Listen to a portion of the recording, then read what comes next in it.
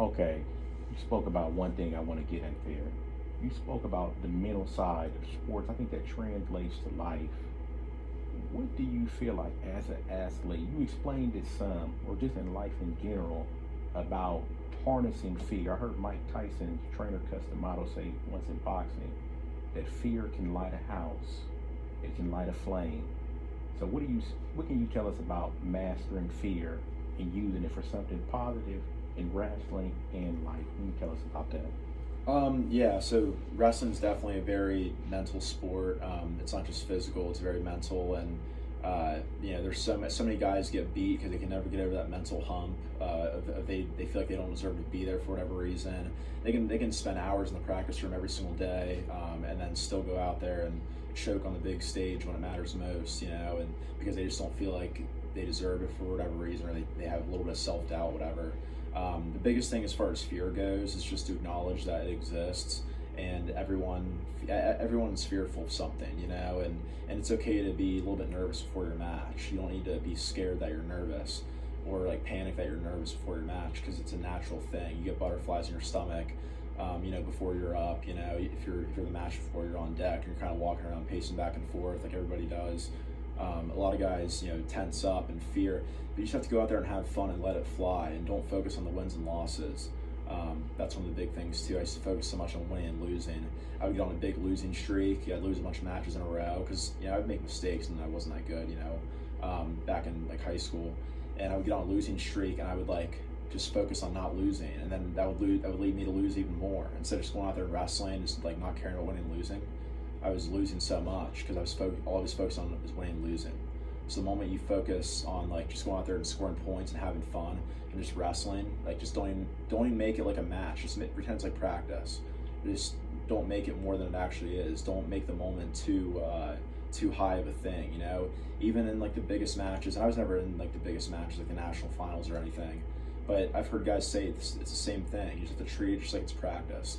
Just go out there, just shoot on the guy's legs, get your setup, get your shot, just wrestle through the positions, whatever happens, happens. You don't need to, just trust your training, and training your hardest every day in the practice room builds confidence, and you end up feeling more confident when you're out on the mat. When you give your hardest every day in the practice room, you feel so confident, you feel like you deserve to win. That's what I try to tell kids to do every day in the room, because I coach wrestling too, so that's my biggest advice to kids. It's just train your hardest every day so you develop the confidence to feel like you deserve to win. The kids that don't win or that are nervous or they don't feel like they deserve to win, they're not working hard enough in the practice room, or maybe they're not doing the right stuff. They're doing a move that doesn't work that well, or whatever. So you just have to develop that confidence. Confidence is huge in wrestling.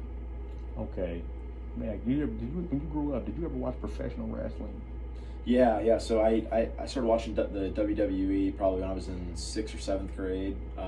Back in 2011, I think, when the Undertaker was kind of on his way out. Like, he was still there, and I was really involved. I mean, I loved it. I would go to a bunch of the shows, and they would come to Columbus, Monday Night Raw, Friday Night SmackDown.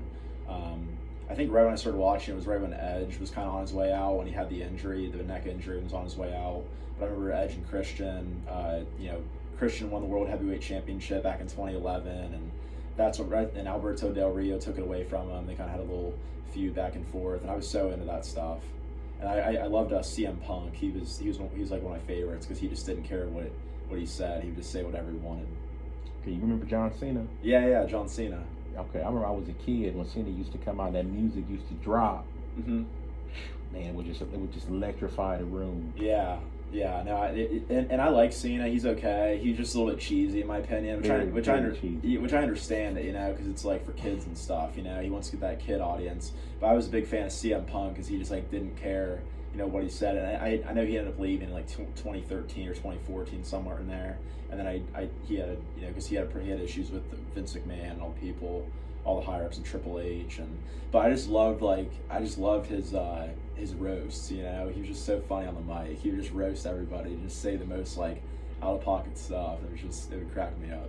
Okay, we're gonna do something here. Wrestler recently just passed. You ever heard of Razor Ramon? I have not. Oh man, you remember Razor Ramon? You have to Google Razor. Okay. Throw the toothpicks at the screen. Okay. Okay, so we're gonna do a moment of silence for Razor. Okay. All right, then on our next segment here, I want to ask you, what are you doing? Like, I know that you said you're coaching. What is your next step for you in life after Otterbein? What are your goals? What do you want to do with your life? Yeah, so the biggest thing, I mean, what I really want to do kind of differs from what I kind of like have to do right now. Right now, I just need to focus. I need to graduate and get out of here, which I'm supposed to graduate on May 1st, so I'm really happy about that. I'm excited to move on. Right now, I'm not sure as far as what I'm going to be doing like in the fall next year and going forward. I'm not sure exactly what that's going to entail or where I'm going to be. I'm in a long distance relationship right now, so I travel a lot to see my girlfriend. She lives out in Boulder, Colorado. She works for this company called AmeriCorps. We're the same age. She graduated in May of 2021 with her undergrad in international relations from Stanford University. So, and she's currently applying to grad schools and stuff. And so I'm probably going to end up, going into the same area where she is, which that could be a few different places around the United States. So we're trying to figure that out right now. But we've been in a long distance relationship for like almost a year. So we'd like to live closer to each other, so we're not doing the long distance thing because it's like pretty tough at times. But yeah, so that's probably what I'm going to end up doing after I graduate, like, going to wherever she is and get a job, doing something in social media or video production, and/or video production, whatever, and then stay involved in the sport of wrestling, coaching at the high school level, probably as an assistant somewhere. Right now I'm helping out at the Pursuit Wrestling Club down the street, right here on Polaris Parkway in Westerville. It's like three former Ohio State wrestlers that started that club in October 2020, and they got their own standalone facility for wrestling. It's a beautiful facility. It's one of the nicest in the country, and it's a really high level club. There's a lot of really good kids in there.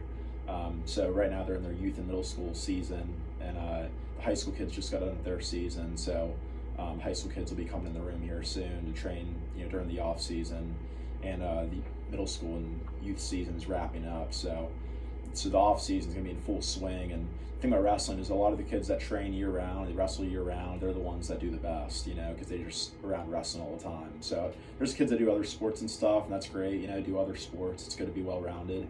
But the thing about wrestling is it's just one of those sports where it's like gymnastics. Like, you have to do it year round if you want to be really good.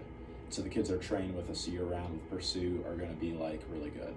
Okay, Sam, we're going to close the interview out there. And you just told a very inspirational story. You told about wrestling, you talked about the mind, and you talked about something that everybody is searching for, Sam. That is true love. As that Kate Jewelers commercial says, love can always find its